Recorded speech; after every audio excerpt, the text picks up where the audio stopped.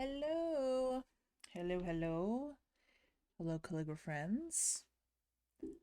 It is me. It is I. It is Erin. Um, ooh, the hair is truly herring today.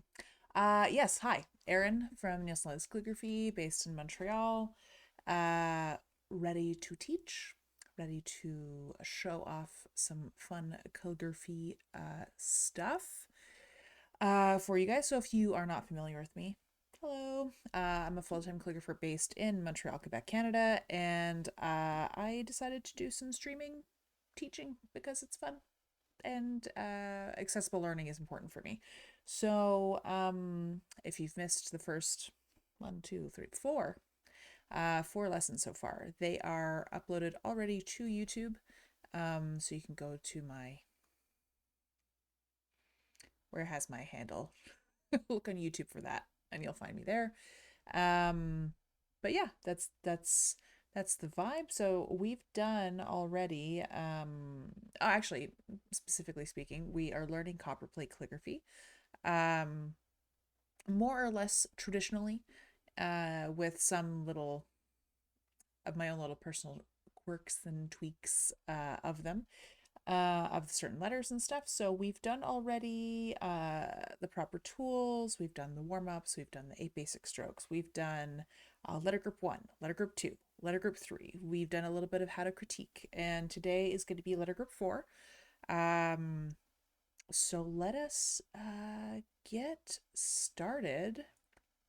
Well, bam. Today I was actually going to use a different nib because I'm going to use a different ink this time that's a little bit thinner, but it's not, I usually use walnut ink for while I'm teaching, but I'm going to use one that has a bit more contrast. It's green. It's a fun green color.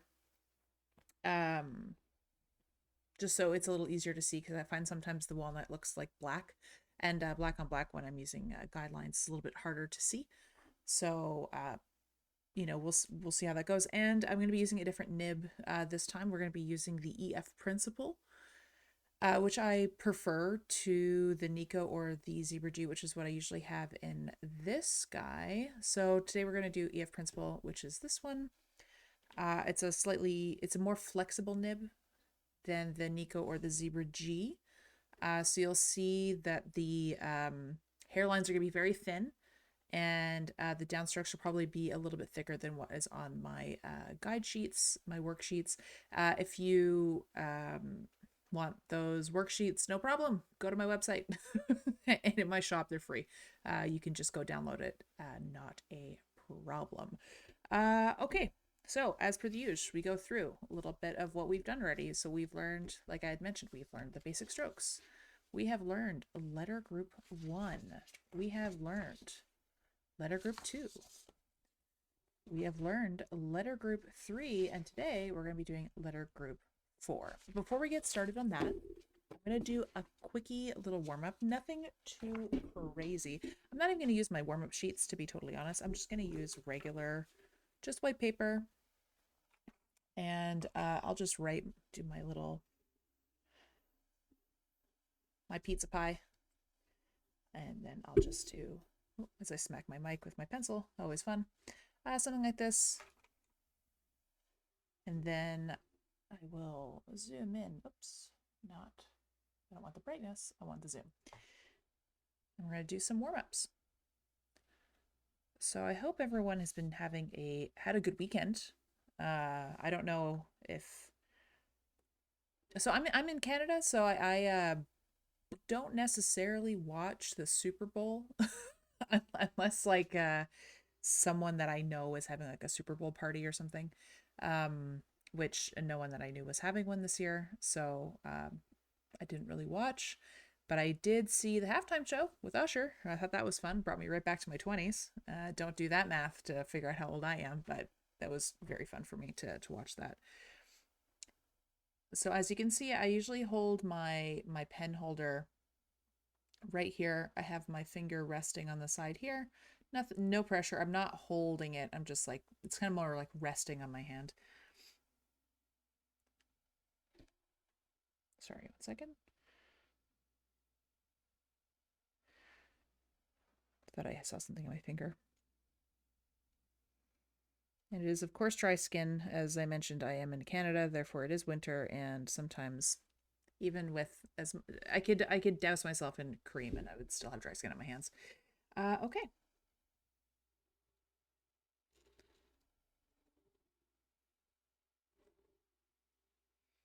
So like I said, I'm using a green ink today because I felt like being a little more colorful. Uh, I can't wait for spring to come. I'm so sick and tired of the light being so. I'm so sick and tired of being so dark so early all the time. I know technically the weather has been getting better. I guess the sun has been um setting finally a little bit later, but I can't stand like I think last week the sun was setting at like 4 p.m. and it's just sad. It's just sad.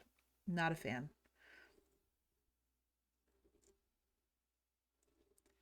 So I'm choosing to use a bright colored ink today to make me think of spring. To trick my brain into thinking it is almost spring and not mid-February right now. So as you can see, even though my little pizza is pretty garbage, you can still kind of do whatever. You don't necessarily need to use um my practice sheets to do this. You can do this on your own. I also find that when I'm using, so because I'm using a more flexible nib, I also find I'm a little bit more loose because I don't have to press as hard. That's the benefit, right, of using a more flexible nib is that you don't have to press as hard to get the shape and the width of the stroke that you want. So it's just a lot more loose for me. It's a lot easier for me to write. I don't have to focus so hard. It just kind of does what I want it to do.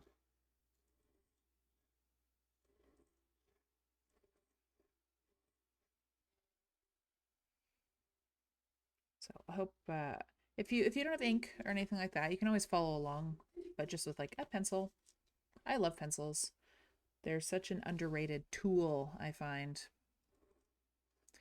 I actually my Instagram post today was um using a pencil as well because, you can just make things look nice with you just have to it's the same basic concept, right? So when you're going up, you're doing almost no pressure and you're pressing down with pressure.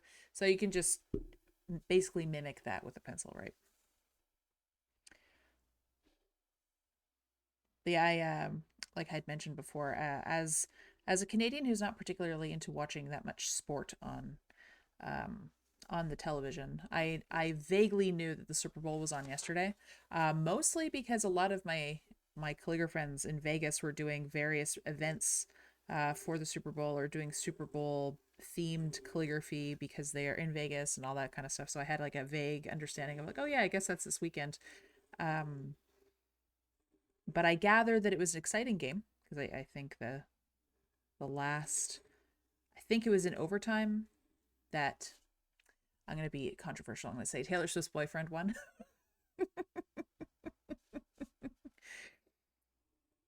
I believe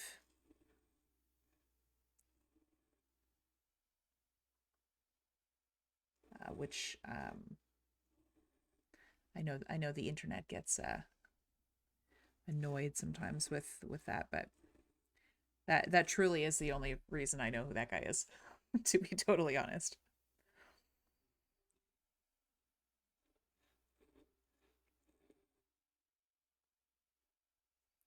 The challenge of using a thinner ink is sometimes it does flow really fast.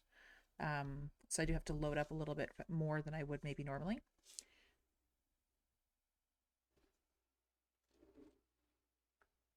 Also, as a reminder, uh, whatever pace you see me writing at, don't forget I'm also this is just practice. Like I'm just doing warm up, so don't be too stressed out about that. But I also go fairly quickly, just because I'm more used to it. But if you're new, like it's not going to be so quick and don't feel bad about that. That's totally normal. So yeah, now we have like, some nice green. Oh, and if we were talking about Christmas trees, which is what I usually think that these look like, right? If you're looking for Christmas tree designs for Christmas cards or envelope designs or something like that, using the green ink makes it look even more like Christmas trees, I find.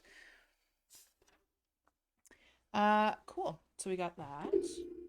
I will also do a quickie reminder of the basic strokes for people, because I'll show you what it is as well. The strokes themselves won't be different, but the hairline and the downstroke are going to look a little bit different because I'm using a different type of nib that's more flexible, like I said.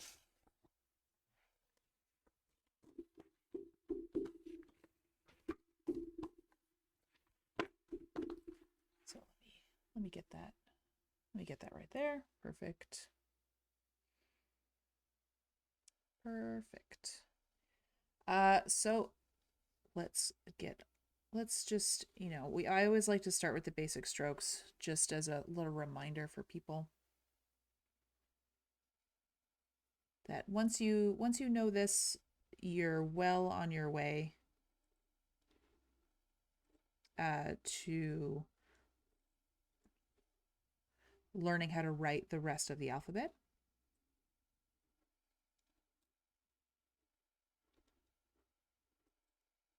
So I'm curious if this is legible, because I can see it, but is it too pale is the question.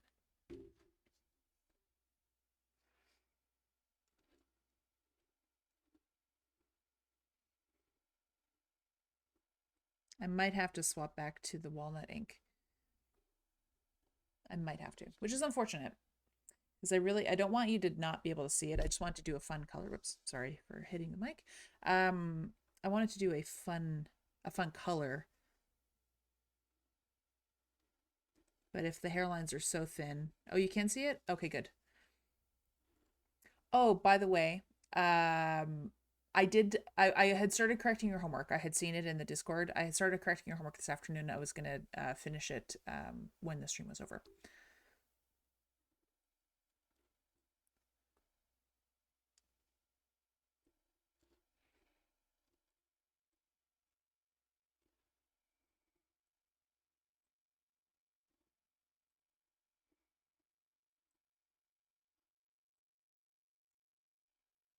Ta-da! Basic strokes. So we have our entry stroke.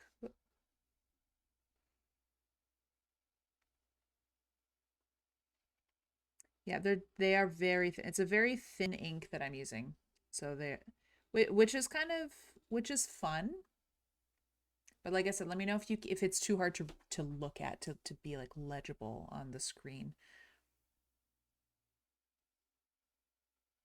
And you're very welcome for the homework corrections. So yeah, entry stroke,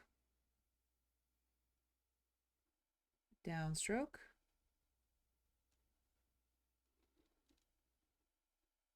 overturn. Yeah, sort of like that. Perfect. Underturn, compound curve, ascender loop, descender loop, and oval, which will turn into an O. But we got 1, 2, 3, 4, 4, 5, 6, 7, and 8. So yeah, like I said, like the more flexible the nib, I find it's so much easier to control. The thickness of the downstroke, I find the contrast really nice. I also find it smoother. Ignore this one, it's a bit too chunky. This one's a good one. But I like the really big contrast of like very thin, and then you can also really see, actually, this is something that's also useful to see with this ink because it's so thin.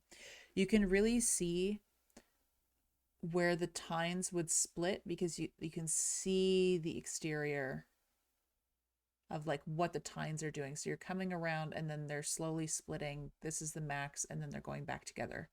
You can really see the detail of that. It's almost like a perfect little rectangle there. And then here too, it's like the same with, we got the rectangle going down to a point and coming back up again. That's that type of smooth transition that I'm talking about. It's actually a little easier to see with the thinner ink. And you can see here too. So I'm going up and around, and I'm not pressing thick from the right here from the turn. It's a slow transition. And then as I'm pressing, the tines are getting wider, and you can see where the edges of them are. And then this should be a bit more squared off. But yeah, you can really see those details with this one. So which letters are we going to be doing? For letter group 4, we're doing the exceptions. So these are the ones that don't always match 100% of these basic strokes. I will start like normal. Actually, I'll do from, I'm trying to think what would be best. I think I'll do the markers still. The marker I still find is a very useful tool, which is over here.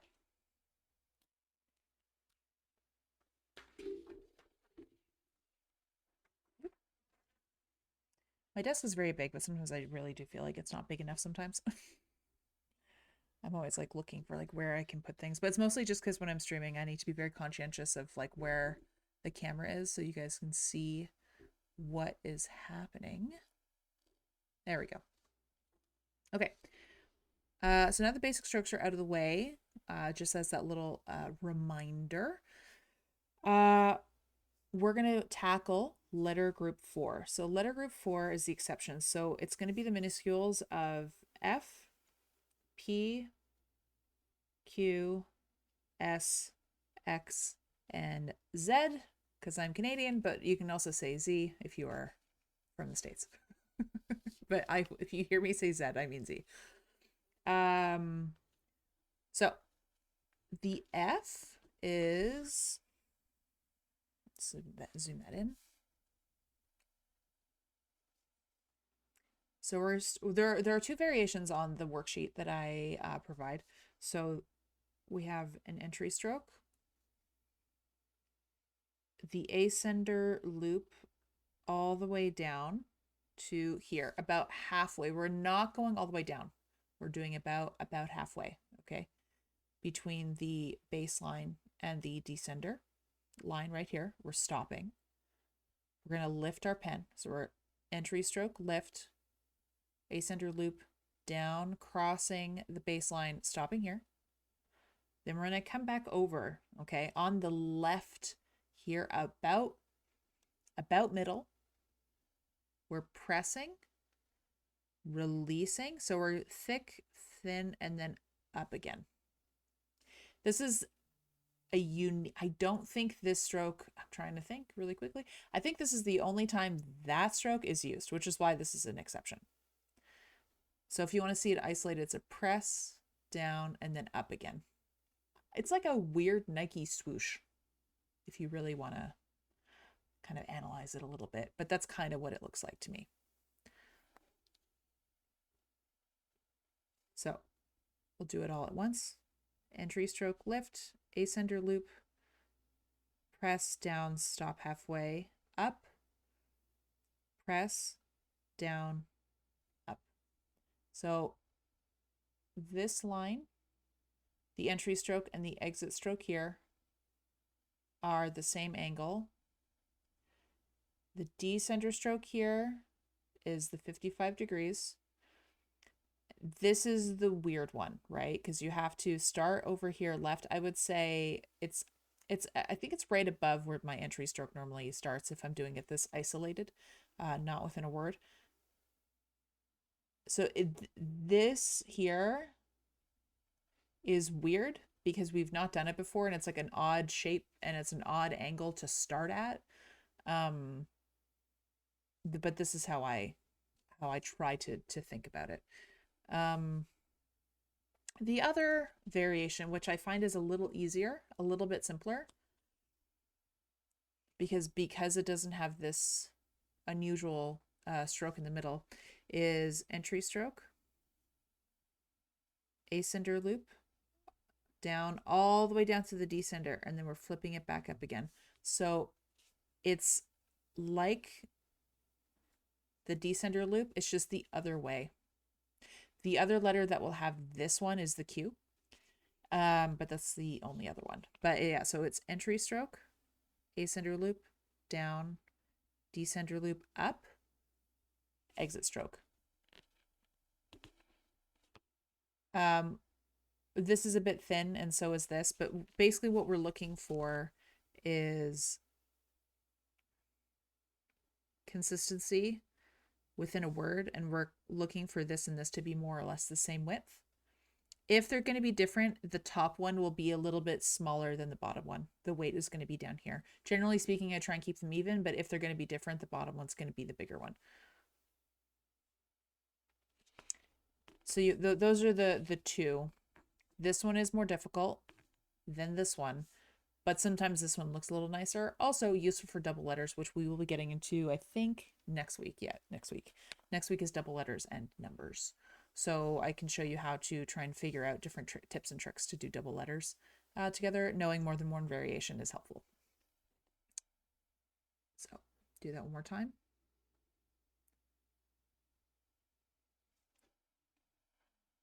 Versus this one.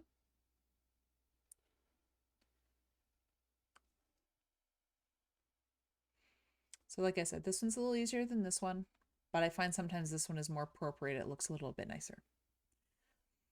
So that's the F. Now we're going to do P. I have 3 P variations in here. I think only one of them is technically copperplate. The other 2 are variations I've picked up either from, I think, Spencerian or just like my own variations. I can't pick them. I just use them subconsciously whenever I feel like I need them. I will show you the one that is like truly copperplate first, which is entry stroke. We're going a bit above the waistline by about here, going down. This is why this is also an exception, because this is the only one that does this, that you have the downstroke kind of floating in the middle. So entry stroke, right above here, press down, and then we do the compound curve. This one is the more truly copperplate version of a P.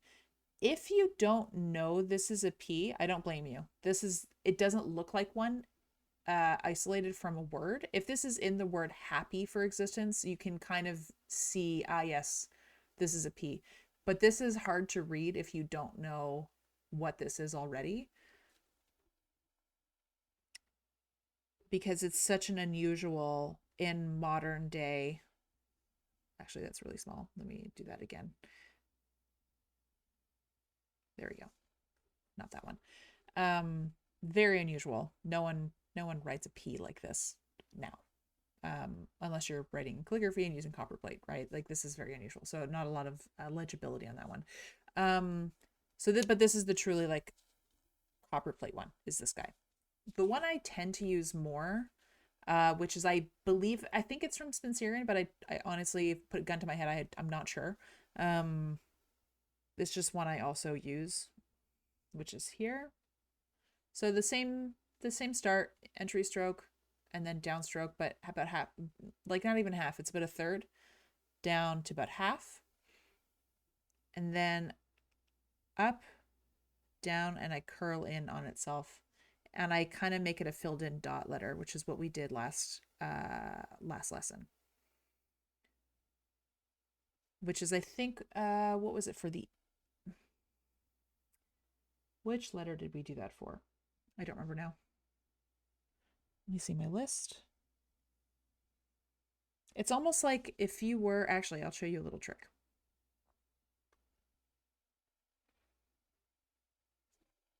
If you turn this upside down,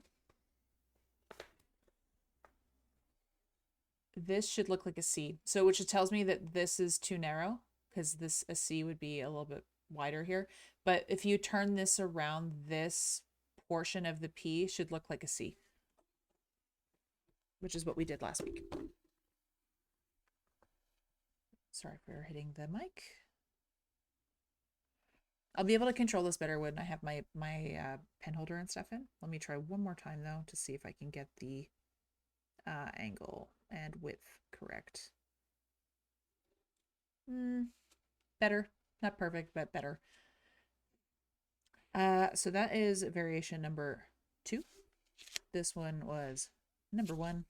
The third one, which is like, I want to say like more of a, would it be modern? I'm not sure. Again, this is something that I've picked up, I'm sure, from other scripts, and I frankly don't remember where it's from. It might be more of like a modern take on Copperplate, but it's also more legible for the modern eye, which is we start the same, entry stroke, down like this. We're starting from here, up, over, but instead of stopping and making a little dot, we're coming over and we're crossing like this. This one upside down is going to kind of look like an E, if you see what I mean. Not always, but it should kind of reflect an E. Also very like legible as a P. This one I find is the easiest to read as a P. This one, not so much. This one, legible as a P as well. So let's do that one again. Entry stroke, downstroke, up, down, up, cross. Let's do all three in an or in right next to each other, so you can really see the difference. 1, 2, and 3.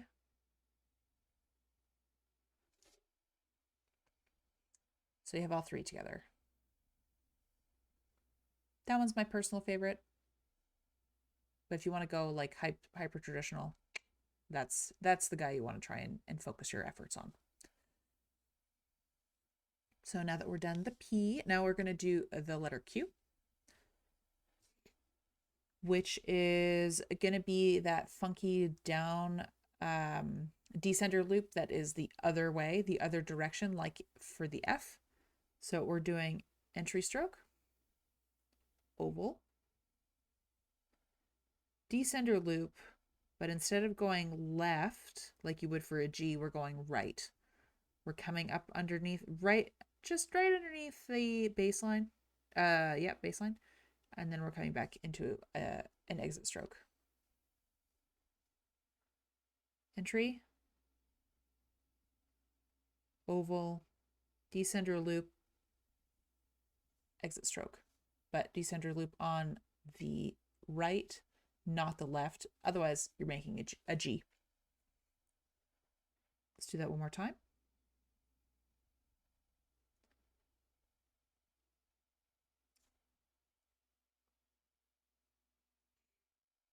So yeah, once you understand that, it's not too difficult. You just have to remember to not go this way by accident. That's all. You just have to make sure you're focusing.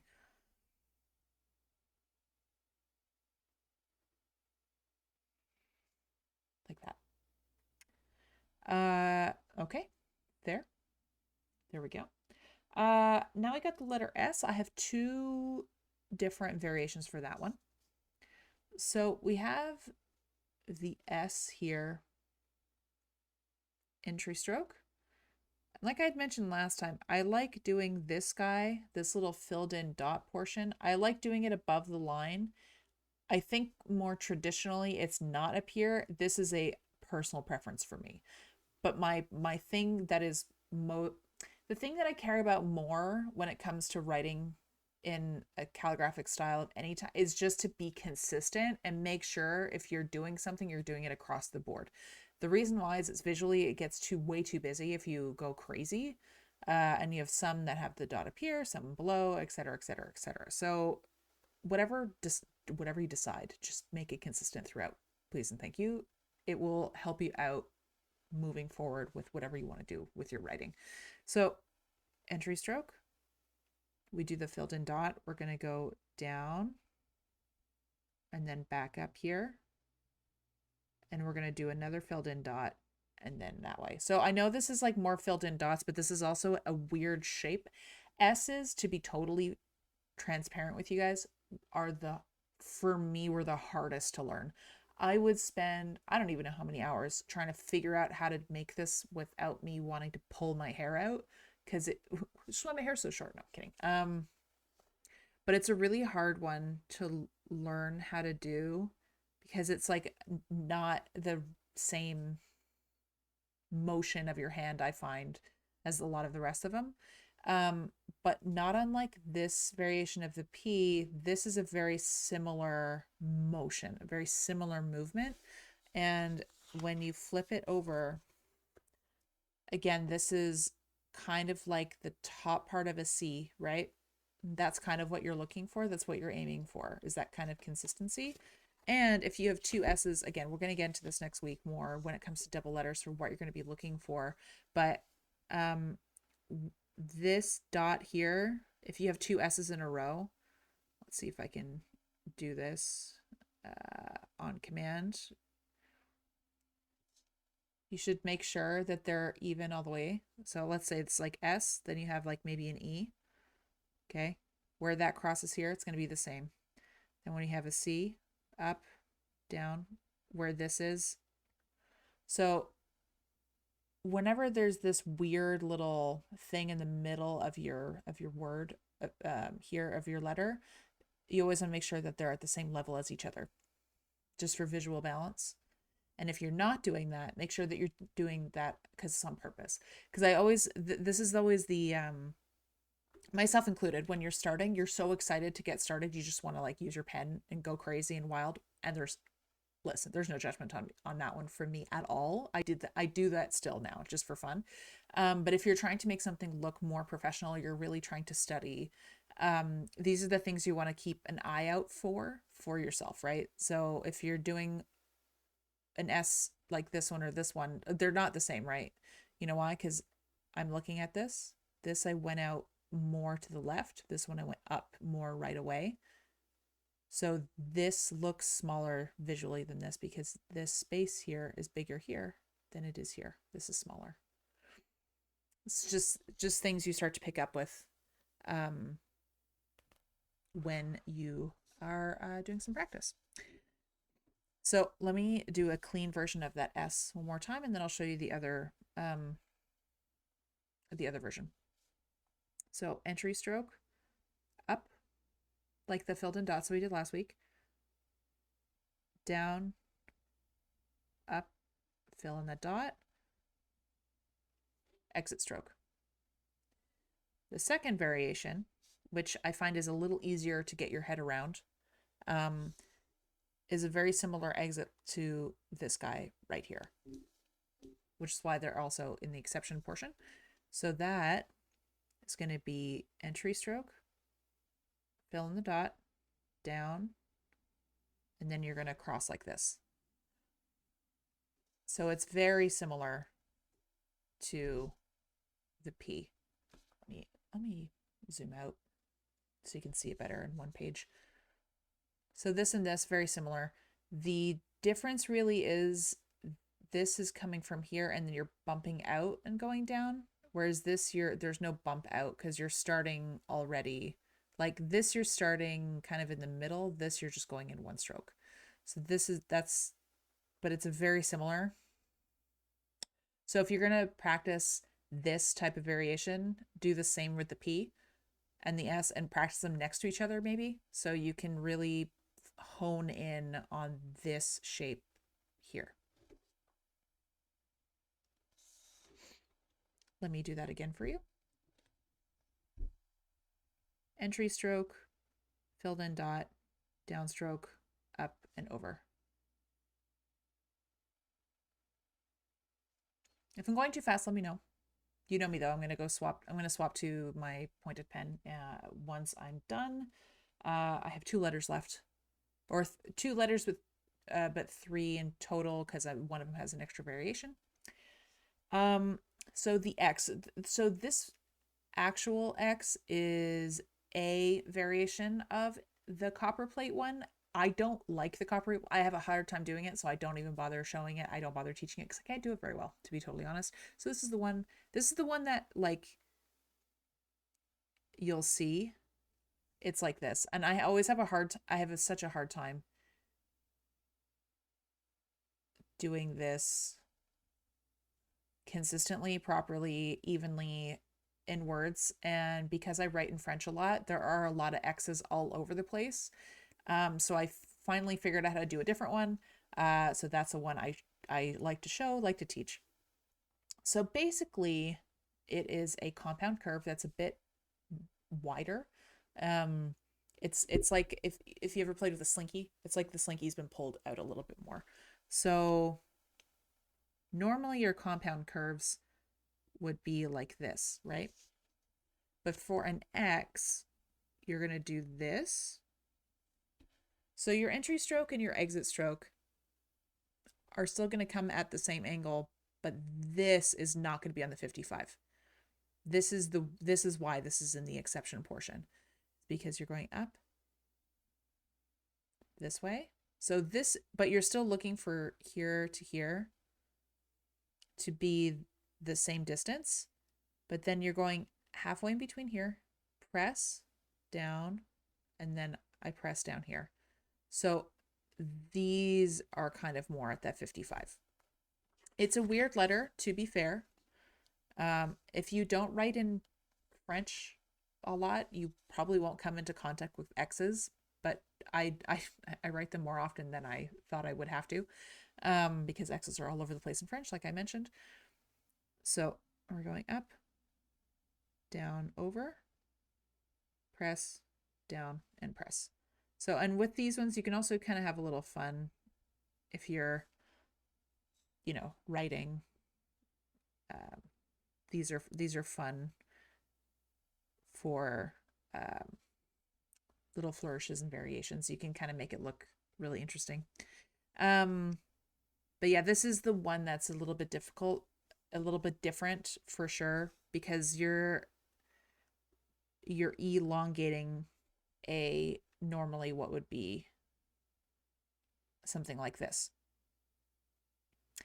And the reason why it's like this too is because then when you are having this in a word, when we get to putting words together, which is going to be Feb 19th, it's that one, lesson 7. We'll be really connecting the words, and you're really going to see why I like doing it like this too. It's for the spacing and for where when they're touching, when the lines are touching the waistline and the baseline.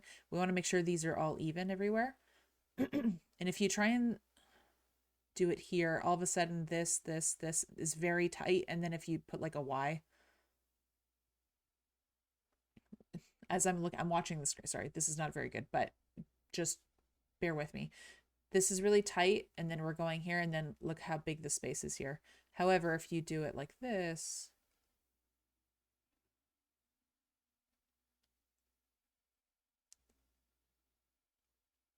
space, space, space, space, it's still a bit wide, but there's a lot more evenness in the spaces here. Also, bear with me too. I'm also watching the screen as I do this, not looking down at my actual paper, so it's not the most beautiful thing I've ever done in my life, but you can see kind of what I mean. When it's too tight, you can't, like, this is very, it makes me look like he's being compacted by like a I don't know, like a machine is like squishing it, and I don't like the way this looks. So it would be the more extended X.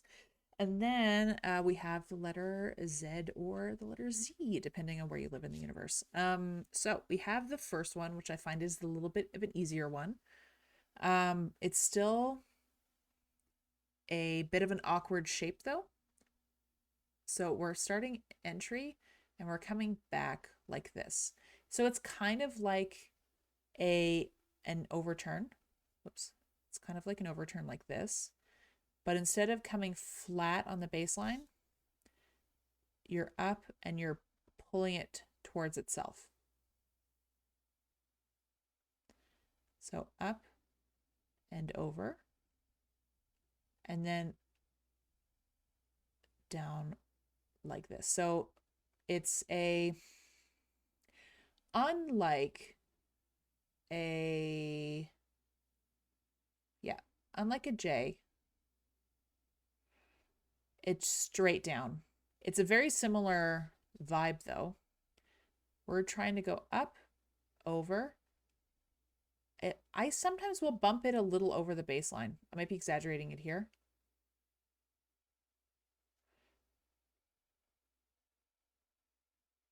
I'm still crossing under here. This will be easier with when I have my pointed pen, but we're up, over, up, down with the descender loop. So it's we're kind of doing like a sideways McDonald's arch. That's kind of it kind of feels like that because I'm like it's a bounce and then another bounce. I kind of like to try and make this go a little over the baseline just for funsies. And then when I'm crossing, I'm not crossing at the baseline, I'm crossing right underneath, which is like that here. I'm not crossing at the baseline, I'm crossing right underneath the baseline.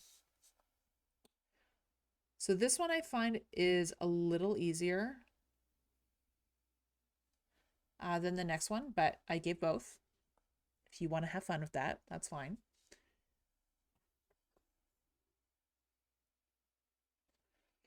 So this one is a bit more challenging because we're entry stroke, we're going right up into a filled in loop. Let me zoom in so you get a really good picture of that. Up loop, and then I'm going back up over, and then I'm dropping, and then I'm doing this. Like it's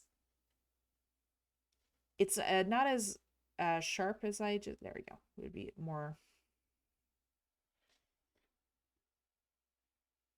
of a smooth transition, but it's kind of like with the R, right? Because with the R is kind of like this. You're going up, over, down, and then up. That's the R. But I'm doing it like that. So this can be a fun variation if you feel like being this. I feel like it's a little more fancy. But you can see here now that I've zoomed in, like you can really like I bump it up over and then I go over, loop and then up and crossing right underneath. I find it elegant, like that. But you know, this one also does the job very well, although that one wasn't a very good one.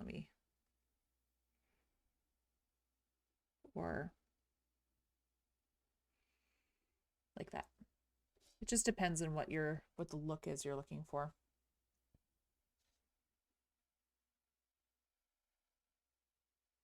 So I'm gonna swap to my pointed pen. And I'll go over these one more time so you can really see the nib working and doing its thing.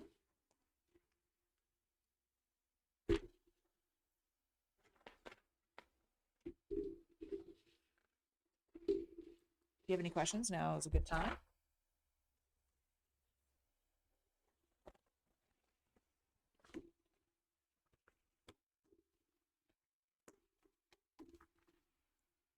I'll also do it directly on white paper as well. So hopefully that helps with being able to see really clearly what I am doing.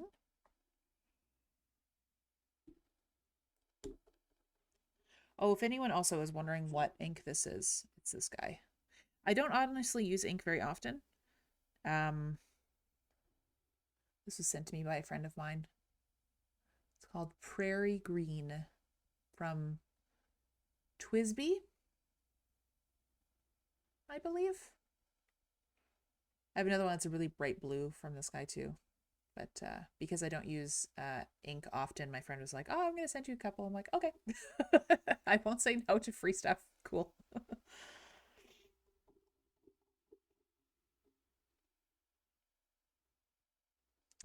Right. Let's get going. Okay. So we are going to be doing the F first, right here. Yep. We are in visual range. Perfect. So entry stroke, ascender loop, down to about half. And then this is that weird, almost Nike swoop. Let me know if this is too thin. I will swap inks if you want. It's not a big deal. I have a bunch of others from a different brand that used to send me stuff for free. So I can do that too if you want. Then the other variation is this one.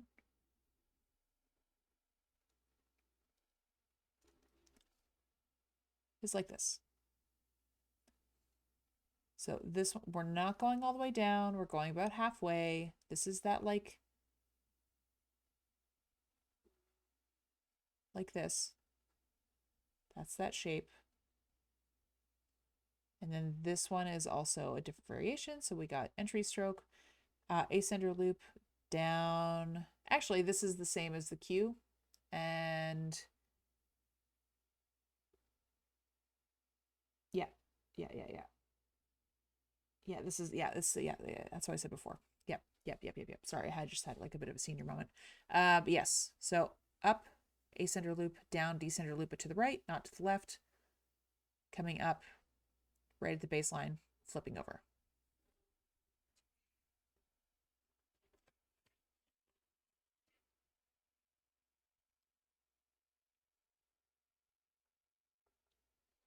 Now we do the letter P. Entry stroke, downstroke, right here, squaring that off. This is the more traditional one, which is the compound curve. Second variation, same basic stroke here. Which one did I give you second? Oh, yes, this one. Like the upside down C.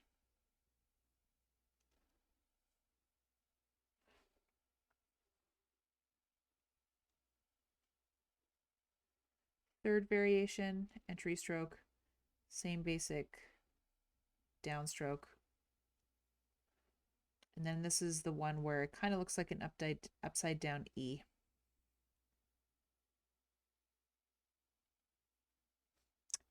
More traditional copperplate, the one I prefer doing, another variation. I think it's a more modern calligraphy type of vibe. But don't quote me on that, please. Don't yell at me if that's not right. I don't remember where I got it from. So, got the P. Now we got the letter Q. Yeah, I'm good. Entry stroke. Oval. Oops, let's do that again. Entry stroke. Oval. Descender loop, but loops to the right and not the left. And then exit stroke.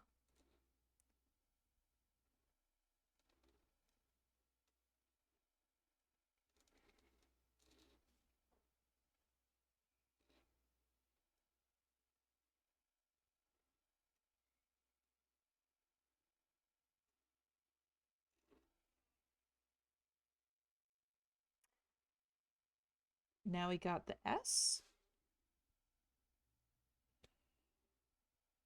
So entry stroke, fill in dot,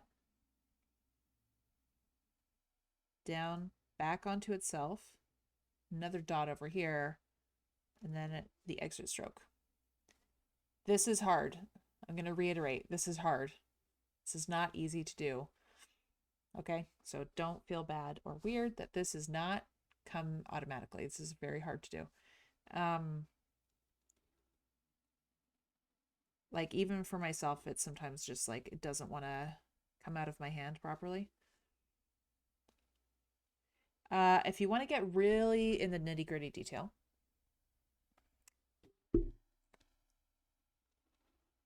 of how I like to think about this,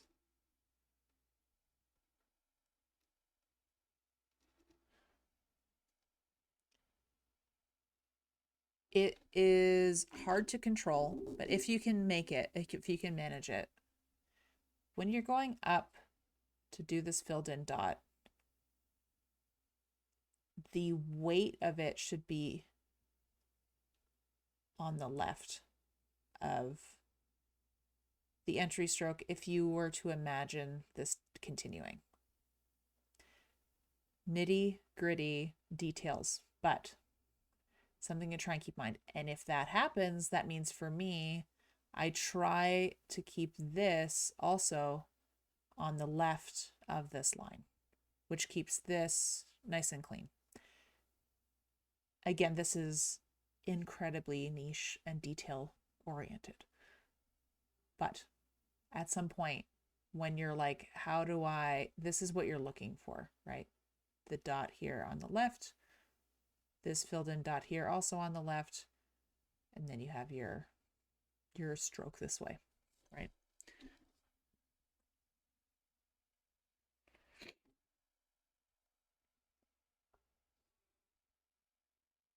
Okay, so that's variation number one. And then number two is entry stroke, fill in dot, okay, going down, and then we're doing it like that, the upside down E again.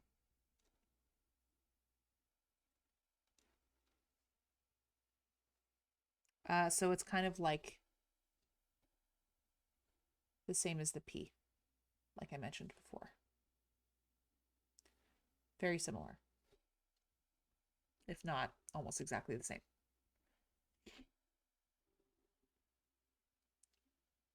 Okay. Let me just do a little readjust to make sure that I have space on my desk. Un momento.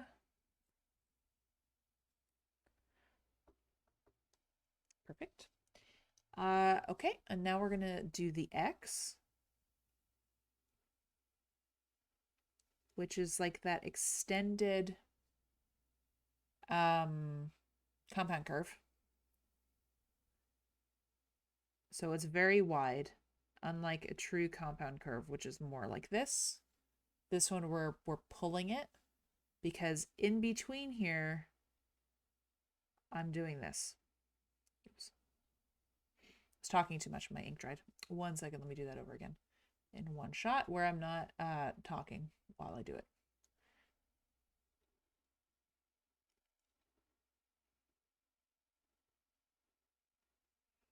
So it'll be like this. So the thing that you have to watch out for when you're doing this one is that you don't want this stroke to be so heavy. So the basic rule of thumb with any type of calligraphy at all is you don't want two thick lines to smack into each other. You don't want them to cross. You don't want them to do that, okay? Because it looks heavy, it looks awful. Not a big fan, okay? You can do a thick line crossing a thin line, or two thin lines crossing each other.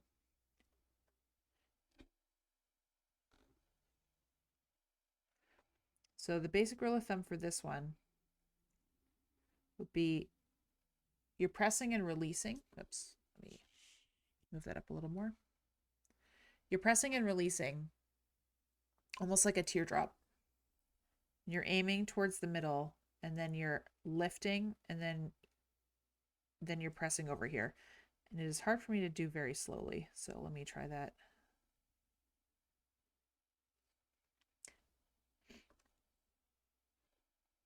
Sorry, I'm at a weird angle. 1 second, let me swap papers so I'm at a better vantage point.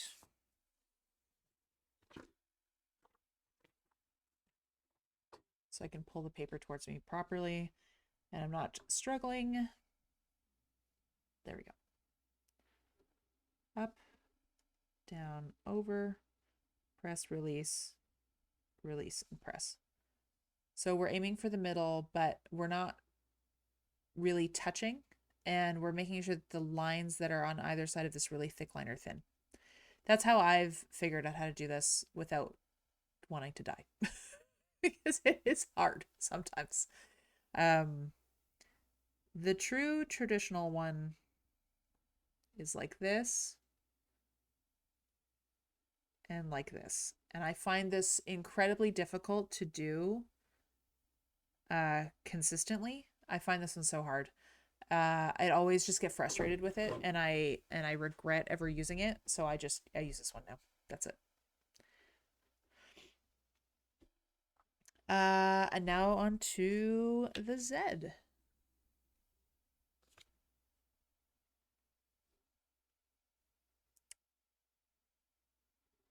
So the first one is like this.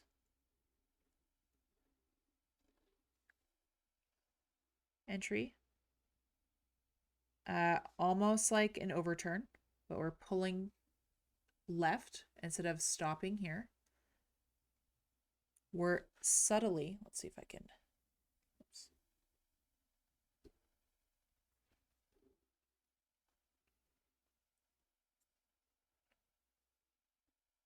We're subtly coming up and over the baseline a little bit, pressing, and then we're coming back across, crossing right underneath the baseline.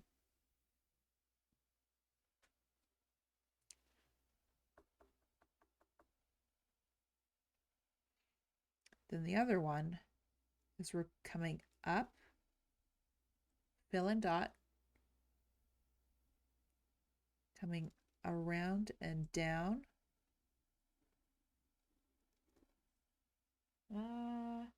Yeah, this is a bit more, this one is a little bit too exaggerated from what I was doing before. Let's do that again.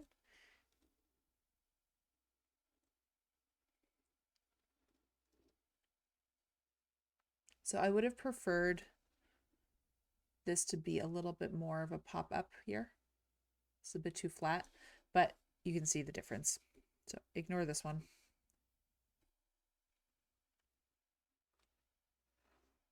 We have this guy. So this one is coming over. This one is coming this way, if that helps with the visual of seeing it. The entry stroke for this one is coming up and over. This one is coming like it's like more entrance strokey. This is more like the overturn. But this is a big difference in how to make each one. We're coming up and over. This one we're coming at a, one would maybe a convex and a concave. I just don't remember which one is which. So maybe I won't use that word. But yeah, I think that makes it a little bit easier to see. So if I'm coming up like this, I'm doing that filled in dot, and then I'm coming around and doing that shape. Whereas this one, I'm just going right over, right into it.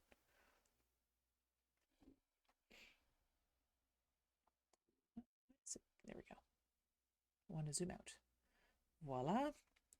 So let's do them all in a row at a size that most people look at them at. No one really looks at things that closely unless you are trying to study to do it yourself, but just so you can see them all in a row.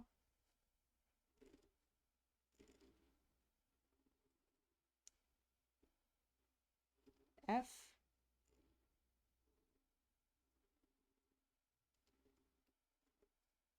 F,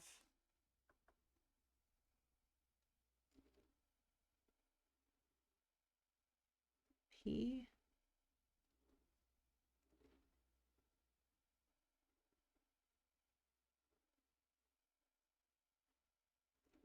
P,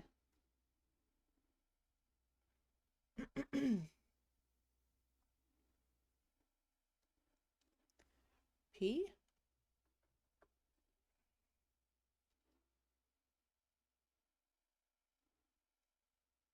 Q,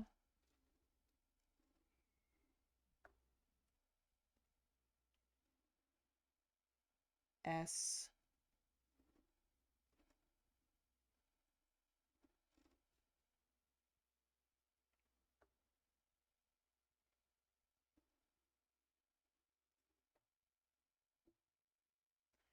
X,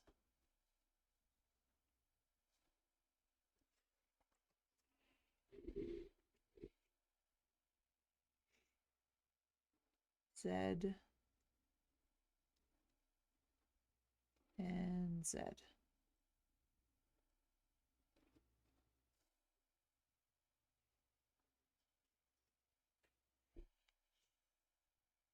There we go.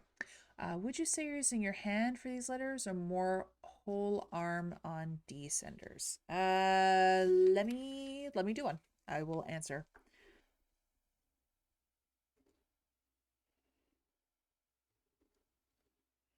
How am I moving? So I'm more using like there's small movements, obviously in my fingers. I'm also using the 6 millimeter X height one, FYI. I'm using like small motions here because the motions here are small, but I am still moving more, not using my wrist, which is hard to see. I'm not I'm not rotating my wrist really. I'm usually keeping my hand pretty stable. Let me pull another paper.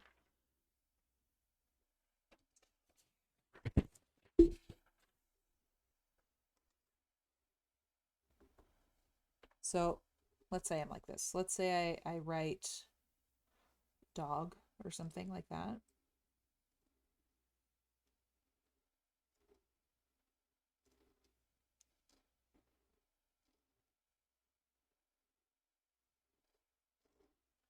So I'm not really like rotating my wrist, but I'm also writing fairly small, so I don't need to rotate my wrist. There is motion happening here, but it is more coming, I guess, maybe from my elbow, I guess. It's not my wrist. Does that help? The most important thing for me when I'm working is that I'm not gripping my pen. Okay, great. I'm not doing this. I because this is what's going to kill you. It's really pushing a lot of pressure. Like when my finger's going white like this, it's not good. That means I'm tense and stressed out, right? Like I'm trying to hold lightly, which is also why I like using the more flexible nibs for me personally, because this forces me to be light. You can't be heavy with this or it's just not going to work. You're going to break your tie and you're going to wear them out. So I'm trying, like, I don't have to press hard to make us to make the stroke happen. Um, it's very easy for me to do when I'm working bigger and doing flourishes and stuff. Like I'm not even moving my hand. Sorry, I'm not using my hand and my wrist or anything. I'm moving like very whole arm movementy. It's more Spencerian-esque in that way, I would say. When you're doing big motions like this, I'm not like this is like I'm barely touching the page and the tool is doing the work for me. Which is why again I prefer using a more flexible nib for stuff like this. So I will put the other paper back in front so you can see it one more time as I touch my ink with my bare hands, of course, because why wouldn't I do that?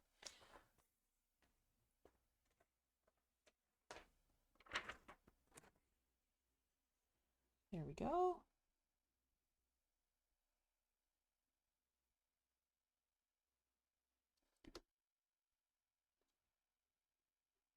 Make that a little brighter. There we go. Perfect.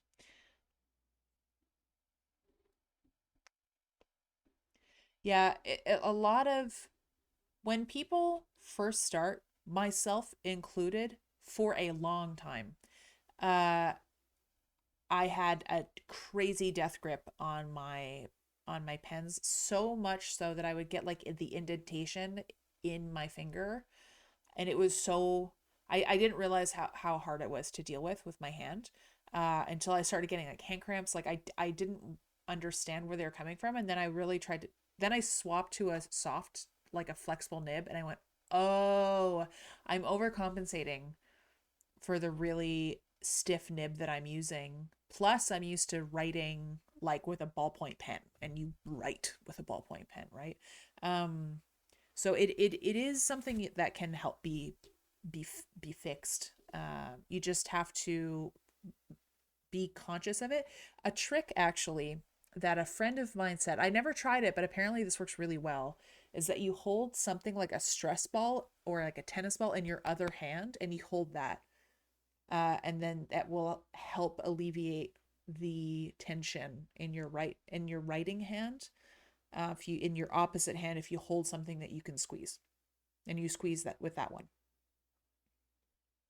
which might help with the very hard grip um, with your writing hand.